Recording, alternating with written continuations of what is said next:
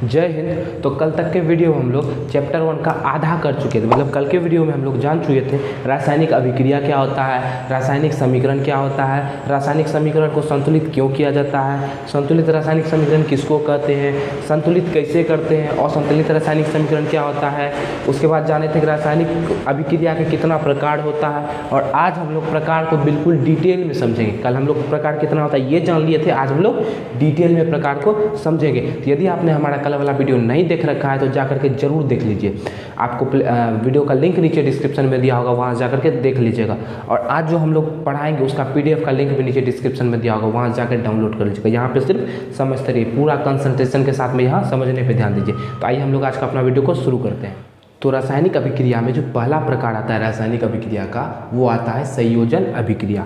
समझिए, संयोजन अभिक्रिया बोलते हैं जब दो ठो पदार्थ जुड़ करके कोई तीसरा पदार्थ बना देता है तो उसको संयोजन अभिक्रिया बोलते हैं। जैसे देखिए, कार्बन है और ऑक्सीजन है, और दोनों को मिला देंगे तो क्या बन जाएगा, कार्बन डाइऑक्साइड बन जाएगा। एगो पदार्थ दोनों जुड़ करके तीसरा पदार्थ बना दिया तो उसको क्या बोल देंगे, संयोजन अभिक्रिया। संयोजन मतलब होता है जुड़ना, समझ गए, संयोजन मतलब जुड़ना। अब आता है वियोजन अभिक्रिया। संयोजन जुड़ना, वियोजन टूटना। संयोजन मतलब एकजुट होना, अवियोजन मतलब अलग अलग हो जाना। समझ रहे हैं, बिल्कुल छोटा सा लॉजिक है। संयोजन मतलब होता है जुड़ना, अवियोजन मतलब होता है टूटना। अब वियोजन में क्या होगा, कोई एक बड़का चीज होगा, टूट के छोटा छोटा में बढ़ जाएगा, उसको बोल देंगे वियोजन अभिक्रिया। जैसे देखिए, इसको पढ़ते हैं कैल्शियम कार्बोनेट। क्या पढ़ते हैं, CS होता है कैल्शियम, CO3 कार्बोनेट। तो ये हो गया कैल्शियम कार्बोनेट। इसमें जब हम लोग गर्मी देंगे, उष्मा देंगे, इसको गर्म करेंगे तो ये टूट जाएगा। कैल्शियम ऑक्साइड, देखिए जिसके लास्ट में ओ लगा उसको बोलते हैं ऑक्साइड, ठीक है। ये हो गया कैल्शियम ऑक्साइड, इसको बोलते हैं कार्बन। दो गो है तो डाई ऑक्साइड, इसको क्या पढ़ेंगे, कार्बन डाइऑक्साइड, इसको पढ़ेंगे कैल्शियम ऑक्साइड। और ये क्या, कैल्शियम कार्बोनेट, क्या है, कैल्शियम कार्बोनेट। इसको क्या पढ़ते हैं बाबू, कैल्शियम कार्बोनेट। जब कैल्शियम कार्बोनेट में हम लोग गर्मी देंगे तो क्या होगा, वो टूट जाएगा, किसमें, कैल्शियम ऑक्साइड में और कार्बन डाइऑक्साइड में। तो टूटा तो इसको कौन अभिक्रिया बोलेंगे, वियोजन अभिक्रिया। और जुटेगा तो कौन अभिक्रिया बोलेंगे, संयोजन अभिक्रिया। ठीक है, समझ गए हैं। अब देखिए, अब उसके बाद इसका तीसरा प्रकार में आता है विस्थापन अभिक्रिया। आप लोग घबराइए मत, इसका PDF आपको बिल्कुल मस्त तरीका से लिखा हुआ मिलेगा, वहाँ से जाकर डाउनलोड कीजिएगा और पढ़ दीजिएगा एक बार। आपको तो आधा यहीं का याद हो जाएगा, और जो थोड़ा मोड़ा बच जाएगा एग्जाम में कैसे लिखेंगे, ये सब आपको PDF में पता चल जाएगा। विस्थापन अभिक्रिया। विस्थापन अभिक्रिया में क्या होता है, कोई को बड़ा सेट होता है, मतलब कोई को ज़्यादा ताकतवर आदमी होता है, वो अपने से कम ताकतवर आदमी को उसका घर से भगा देता है, तो इसको बोलते हैं विस्थापन। विस्थापित कर देता है, भगा देता है, इसको बोलते हैं विस्थापन अभिक्रिया। नहीं समझ में आया, अब अभिक्रिया के माध्यम से समझ। देखिए होता क्या है, ये जो आयरन है ना, ये जो Fe है, इसको बोलते हैं आयरन। क्या है, आयरन। फेरस बोलते हैं, आयरन भी बोलते हैं। ये क्या है, आयरन। ये है कॉपर सल्फेट का विलयन। ये सल्फेट जिसका लास्ट में SO4 लग जाए वो सल्फेट हो जाता है। देखिए जैसे यहाँ लिख दिए हम ZnSO4, इसको क्या पढ़ेंगे, इसको पढ़ेंगे Zn होता है जिंक, SO4 लग गया तो सल्फेट, ये क्या हो गया, जिंक सल्फेट। जैसे है आपका CuSO4, ये है कॉपर, लास्ट में लग गया SO4 तो ये क्या हो गया, कॉपर सल्फेट।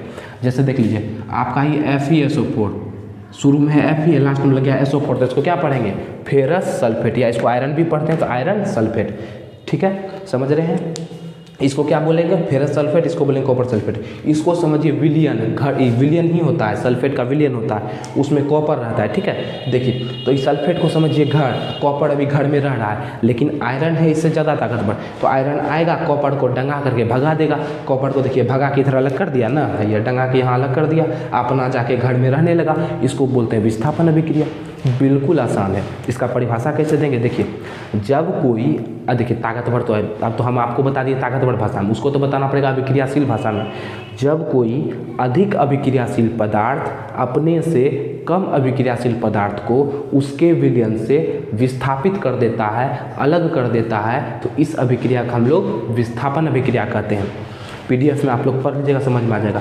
अब है द्विविस्थापन, मतलब इसमें 2 बार विस्थापन होगा। ये इसको अलग कर देगा, इसको अलग कर देगा, ये इसका घर में रहने लगेगा, ये इसका घर में रहने लगा। 2 बार विस्थापन होगा। देखिए एक बार विस्थापन है, द्विविस्थापन है, मतलब 2 बार विस्थापन होगा। जैसे देखिए अब यहाँ समझिए, E रह रहा है अभी Cl2 के पास, I रह रहा है SO4 के पास, Na होता है सोडियम। ठीक है, अब देखिए सोडियम रह रहा है सल्फेट के पास, SO4 के पास, I जो है इधर आया Cl2 के पास, ठीक है। तो अब क्या होगा बाबू, समझने का कोशिश कीजिए। Ba जो है ये भाग करके SO4 के पास आ जाएगा, सोडियम को भागा करके SO4 के साथ में रहने लगा, देखिए ना, Ba भाग करके आया SO4 के साथ में, SO4 के साथ में रहने लगा, इसको डंगा के भगा दिया। अब ई घर से भागेगा तो ई कहेगा हम कहाँ रहेंगे, तो इसके पास चला जाएगा, इस सोडियम आ गया क्लोरीन के पास में, समझे। इसमें क्या होता है, दोनों एक दूसरे को भगा करके एक दूसरे का घर कब्जिया लेता है, समझ गए। हाँ, आप मेरा घर में आ गए कब्जे आने के लिए, हम आपका घर में चले गए, आपका घर में कब्जा कर लिए, बस यही लॉजिक है इसमें, ठीक है। द्विविस्थापन मतलब दोनों डंगा करके भगाएगा एक दूसरे को, और दोनों एक दूसरे का घर में जा करके रहने लगेगा।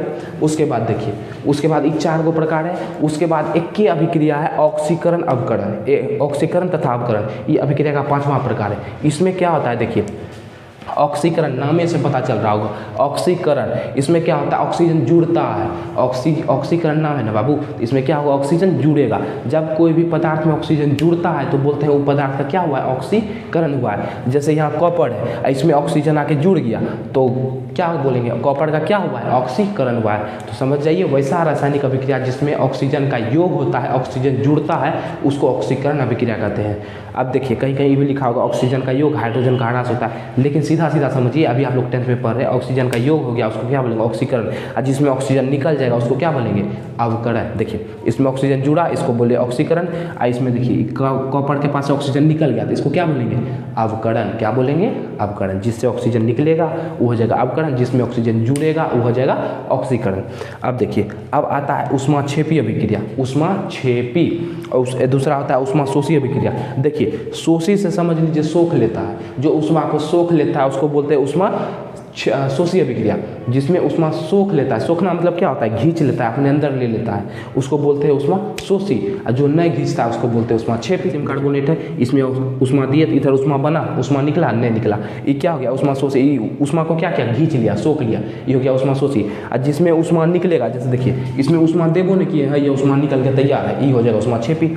ई हुआ, इसको पढ़ते हैं मीथेन। क्या पढ़ते हैं, मीथेन। मीथेन में जब हम लोग ऑक्सीजन को डालेंगे तो क्या होगा, देखिए कार्बन डाइऑक्साइड बनेगा और जल बनेगा, और ये जो ऊष्मा है ना, ये ऊष्मा बाहर निकल जाएगा। क्या क्या होगा, मीथेन में जब हम लोग ऑक्सीजन को डालेंगे तो कार्बन डाइऑक्साइड बनेगा, H2O मतलब सबको जानता है, आप लोग भी जानते हैं कि जल होता है, H2O बनेगा और ऊष्मा बाहर निकल जाएगा, गर्मी बाहर निकल जाएगा। ऐसे नहीं समझ में आता है तो आप समझिए, देखिए आप देखिए, अच्छा कभी घर में चूना ला है, चूना घर में पेंट होता है तो चूना लाते हैं बाजार से। उस चूना को जब हम लोग गर्म पानी में डालते हैं तो क्या होता है, पानी गर्म, कोनो भी ठंडो पानी में डालिएगा ना तो उससे भाप निकलेगा, वाष्प निकलेगा, टीन गर्म हो जाएगा। तो क्या हो रहा है, ऊष्मा निकल रहा है ना। इसका भी समीकरण आप लोग लिख सकते हैं। देखिए हम आपको बताते हैं, देखिए इसके जगह पे भूल जाइए, ये लिखा हुआ है, ये लिख दीजिए। कली चूना को बोलते हैं CaO। क्या इसका सूत्र होता है, CaO। इसको क्या चीज़ में डाल रहे हैं, पानी में डाल रहे हैं, पानी का सूत्र होता है H2O। क्या होता है, H2O। और जब पानी में डालेंगे तो क्या होगा, जो कली चूना है, चूना बुझ जाएगा। पानी में डालने के बाद जो चूना बनता है उसको बोलते हैं बुझा हुआ चूना। अब बुझा हुआ चूना को लिखते हैं CaOH2। इसको बोलते हैं कैल्शियम हाइड्रोक्साइड। क्या पढ़ते हैं, कैल्शियम हाइड्रोक्साइड।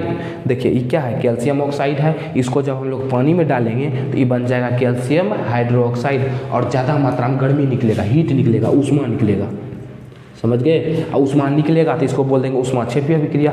इसका क्या परिभाषा आता है, नया पदार्थ के साथ साथ ऊष्मा बनता है, तो नया पदार्थ कैल्शियम हाइड्रोक्साइड बना, इसके साथ में ऊष्मा निकल गया, इसको बोल देंगे ऊष्माक्षेपी अभिक्रिया। और जिसमें ऊष्मा, जो ऊष्मा को सोख लेता है, ऊष्मा को खींच लेता है, उसको बोलते हैं ऊष्माशोषी अभिक्रिया। जैसे देखिए यहाँ कैल्शियम कार्बोनेट है, इसमें ऊष्मा दिए, ऊष्मा गायब हो गया, खींच लिया, ये खींच के बाद कैल्शियम ऑक्साइड कार्बन डाइऑक्साइड में टूट गया, इसको क्या बोलेंगे, ऊष्माशोषी अभिक्रिया। जैसे और देख लीजिए, बर्फ़ होता है, बर्फ़ को जब गर्मी देते हैं तो गर्मी लेके पिघल जाता है, नहीं होता है। बर्फ़ में जब हम लोग गर्मी देंगे, हीट देंगे, उसको गर्म करेंगे, वो गर्मी ले करके पिघल जाएगा, पानी बन जाएगा। सीधा सीधा बात है। अब यहाँ तक आपको समझ में आ गया, एक बार रिवाइज करा दे रहे हैं। देखिए संयोजन, संयोजन मतलब होता है सहयोग से मिल जाना, गला मिल देना, मतलब दो गो जुड़ करके तीसरा पदार्थ को ना बना देगा, उसको बोलेंगे संयोजन अभिक्रिया। वियोजन मतलब एक बड़का टूट करके छोटा छोटा में बढ़ जाएगा, उसको बोलेंगे वियोजन अभिक्रिया। उसके बाद आता है विस्थापन। विस्थापन मतलब कोई ज़्यादा ताकतवर अपने कम ताकतवर को थोपिया करके डंगा करके भगा दिया, उसको बोलेंगे विस्थापन। द्विविस्थापन मतलब दोनों एक दो पदार्थ है, दो यौगिक है, दोनों एक दूसरे का घर में जाके कब्जा कर लेगा।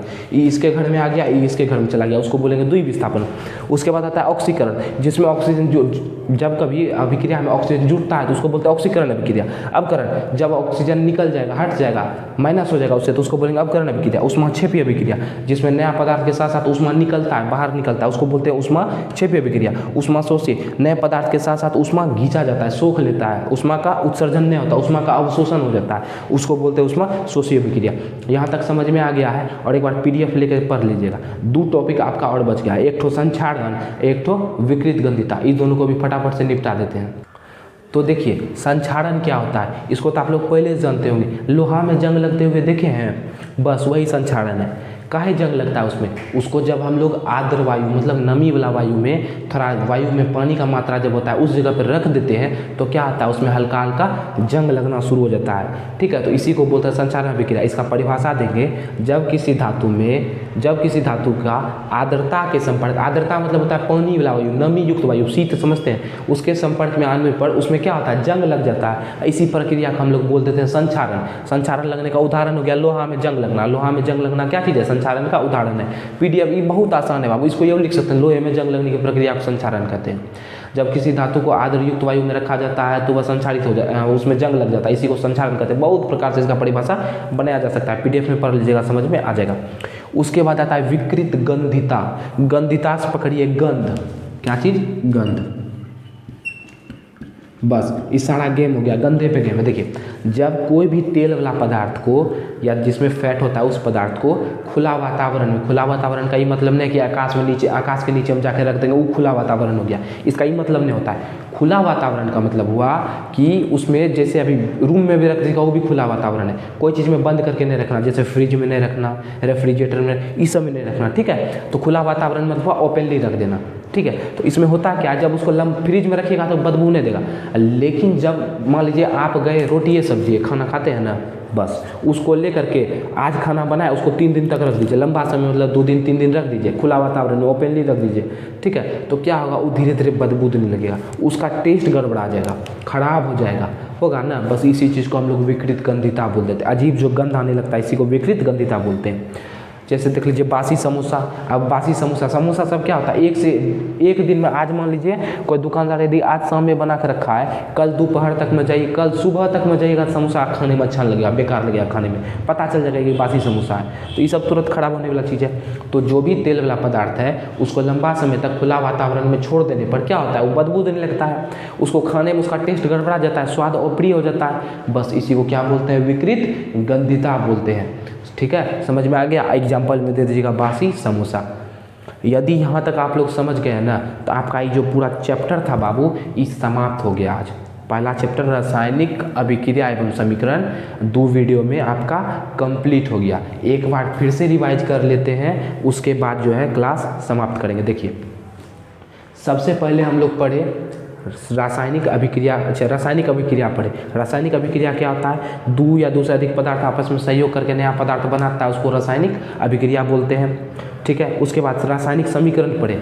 जब रासायनिक अभिक्रिया में अभिकारक और प्रतिफल की जगह उसका सूत्र का हम लोग प्रयोग कर देते हैं, उसको रासायनिक समीकरण कहते हैं। अब रासायनिक अभिक्रिया समीकरण, इसमें क्या फायदा क्या है रासायनिक अभिक्रिया समीकरण बनाने में, तो आप ही बताइए। यदि हम इसको ऐसे लिखें, ऑक्सीजन प्लस हाइड्रोजन बराबर जल, गिवन दैट जल, यदि ऐसा लिखें तो कितना समय लगा लिखने में। यदि इसको ऐसे लिख देते, ऑक्सीजन प्लस हाइड्रोजन बनाता है जल, कितना कम समय लगा। तो क्या फ़ायदा होता है, समय में बचत होता है। अब इतना इंक मेरा बर्बाद होता है, इंक में भी बचत हुआ, कॉपी का जगह में भी बचत हुआ, बहुते बचते वाला बातें है। खाली रासायनिक अभिक्रिया समीकरण बनाने में खाली बचत है, समझ गए। उसके बाद देखिए रासायनिक समीकरण, उसका पढ़े। रासायनिक समीकरण 2 प्रकार का होता है, एक होता है संतुलित, एक होता है असंतुलित। संतुलित मतलब दोनों ओर का प्रत्येक तत्व का परमाणु का संख्या बराबर हो गया, उसको बोलेंगे संतुलित। अब परमाणु की संख्या दोनों ओर का प्रत्येक तत्व का बराबर नहीं हुआ, उसको बोलते हैं असंतुलित। अब फिर असंतुलित, संतुलित, असंतुलित पढ़ने के बाद फिर हम लोग चले गए थे रासायनिक कैसे संतुलित करते हैं। संतुलित करना तो पिछला वीडियो में आप लोग समझिए गए होंगे। उसके बाद पढ़े अभिक्रिया का क्या प्रकार होता है, तो 5 को प्रकार बताए थे, 1 2 3 4। एक तो ये वाला प्रकार होता है, यहाँ जो लिखे थे ऑक्सीकरण तथा अवकरण। तो संयोजन में क्या होता है, 2 चीज़ मिलकर तीसरा चीज़ बना दिया संयोजन, 1 तीसरा बड़का चीज़ टूट करके 2-3 चीज़ बना दिया वियोजन। एक आदमी ताकतवर दूसरा को मतलब अधिक अभिक्रियाशील दूसरे कम अभिक्रियाशील को उसका घर से भगा दिया, उसका विलयन से अलग कर दिया, वो हो गया विस्थापन। द्विविस्थापन मतलब दो आदमी अपने आयन का आदान प्रदान कर। देखिए इसका परिभाषा में लिखा होगा, जब दो यौगिक अपने आयन E1, इसके पास Cl माइनस आयन है, देखिए क्लोरीन के साथ में माइनस आयन होता है, इसमें 2 माइनस होता है, ये क्या करता है, ये अपना आयन इसको दे देता है, ये अपना आयन इसको देता है। PDF में पढ़ेगा समझ में आ जाएगा। दो यौगिक अपना आयन का आदान प्रदान करके नए का पदार्थ बनाता है, दो नए पदार्थ का निर्माण करता है, उसको बोलते हैं द्विविस्थापन। उसके बाद देखिए, उसके बाद यहाँ आपका ऑक्सीकरण अवकरण। ऑक्सीकरण में ऑक्सीजन जुटेगा, अवकरण में ऑक्सीजन हटेगा, निकल जाएगा। उसके बाद आता है ऊष्माक्षेपी, नया पदार्थ के साथ साथ ऊष्मा निकलेगा। ऊष्माशोषी, नया पदार्थ के साथ साथ नया पदार्थ तो बनबे करेगा, इसमें ऊष्मा सोख लेगा, शोषण हो जाएगा, उसका अवशोषण हो जाएगा। उसके बाद परिसंचारण, कोई भी धातु को जब लंबा समय तक खुला वातावरण में रख देंगे, आद्रयुक्त वायु में रख देंगे, तो क्या होगा, उस संचारित हो जाएगा, इसको बोलते हैं संचारण। विकृत गंधिता, जब कोई भी वसा वाला खाद्य पदार्थ को लंबा समय तक खुला वातावरण में छोड़ दिया जाता है तो क्या हो जाता है, उसका बदबू देने लगता है, उसका खाने में टेस्ट गड़बड़ा जाता है, उसको क्या बोल देते हैं, उसको बोल देते हैं विकृत गंधिता। ठीक है, तो आज का वीडियो में आपका जो पूरा का पूरा केमिस्ट्री का पहला चैप्टर है वो समाप्त हो गया साइंस का। कल हम लोग इसका मोस्ट VVI ऑब्जेक्टिव हो सकता है या सब्जेक्टिव, दोनों में से कुछ लेकर के आएंगे, और सब PYQ होगा, पिछला साल में कैसे कैसे क्वेश्चन पूछा गया है ये सब हम आपको बता देंगे। अब 5 नंबर में क्वेश्चन यही सबसे घुमा फिरता है, कैसे पूछा जाता है ये भी हम कल आपको बता देंगे। तो यदि आपको अभी तक वीडियो में बने हुए हैं, आपको वीडियो में मजा आया है तो वीडियो को लाइक कर दीजिए, चैनल को सब्सक्राइब कर दीजिए और अपने दोस्तों में भी शेयर कर दीजिए। तो मिलेंगे आपसे कल के वीडियो में कुछ नए PYQ के साथ में, तब तक के लिए जय हिंद, जय भारत।